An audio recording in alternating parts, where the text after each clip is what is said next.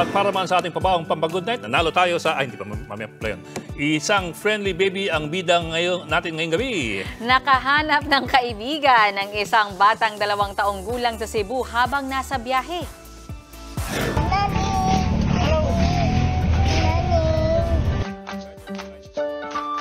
Hello. High five ka, kuya. Sakay ka? High five. Oh, high five. High five. Okay, siya si Top. Instant friend niya ang rider at sakay nito habang nakahinto ang kanilang sasakyan.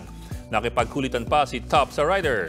Noong 1-year-old pa lang si Baby Top, may naging kaibigang rider na rin daw siya. Mahilig siya sa rider. Kwento ni Mommy Jasmine, namana ng anak ang pagiging friendly ng kanyang mga lolo. Mga kapatid, Ed Lingaw po, maging maalam at may pakialam sa mga napapanahong balita sa ating bansa.